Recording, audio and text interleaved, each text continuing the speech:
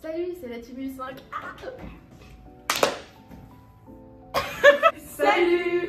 C'est la team U5 pour vous présenter un peu la matière et ses spécificités et comment nous on l'a travaillé.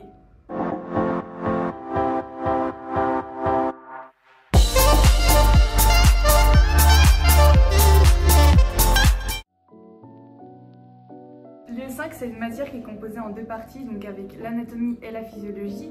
L'anatomie c'est l'étude des os, donc le placement des os dans le corps humain, les reliefs, etc. Par exemple vous allez voir le membre supérieur, les os qu'il y a dedans, etc. Et la physiologie c'est plus l'étude du fonctionnement du corps humain, les différents systèmes qu'il y a dans le corps humain, par exemple le système digestif, urinaire. Alors moi pour apprendre le 5 entre l'anatomie et la physiologie c'était vraiment deux méthodes complètement différentes. Donc l'anatomie c'était une matière complètement nouvelle, donc j'ai vraiment essayé quelque chose de nouveau. Donc moi il faut savoir qu'en P1 j'allais tout le temps en cours. Donc du coup pendant le cours où le prof dessinait au tableau etc, j'essayais de recopier au maximum son schéma.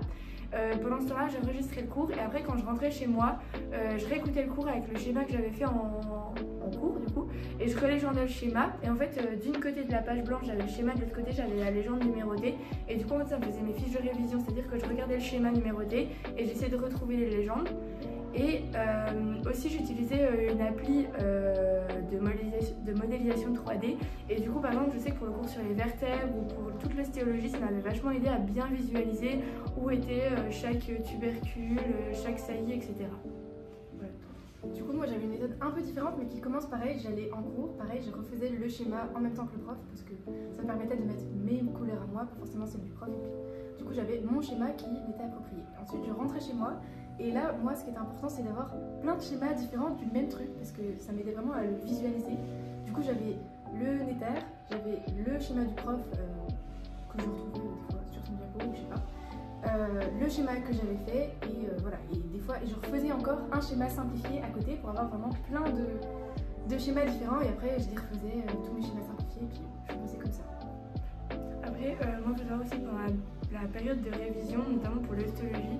En fait on était deux et ce qu'on fait c'est qu'on essaie de redessiner l'os le plus rapidement possible avec le maximum d'éléments possibles, notamment pour l'arthrologie avec tous les ligaments etc. Et voilà, comme ça permet d'avoir des automatismes etc. Juste une petite précision pour vous dire que c'est pas du tout obligatoire de refaire les schémas, genre moi j'en ai pas du tout refait pendant que j'étais en P1, juste j'avais ceux du cours, ça me suffisait et avec le texte je légendais sur mon schéma qui était fait. Donc voilà, pour vous dire que paniquez pas si vous les refaites pas, ça peut très bien fonctionner aussi. Du coup, pour ma part, en physio, j'ai essayé de comprendre au max le cours. Donc vraiment, ma première lecture, elle me prenait énormément de temps et j'essayais de comprendre les mécanismes, surdessiner les petites molécules qui intervenaient, qui se régulaient entre elles, etc. Et du coup, une fois que j'avais bien compris, ça allait plus vite. Et j'apprenais les quelques molécules, par exemple, qui inhibent, etc. par cœur. Et du coup, après, ça allait plutôt bien. Juste un petit point sur comment réussir le 5, en fait il n'y a pas trop de secrets, c'est juste que le 5 c'est une matière où vous apprenez, c'est de l'anatomie ou de la physiologie, donc c'est un peu des choses que vous devez savoir même pour les années supérieures.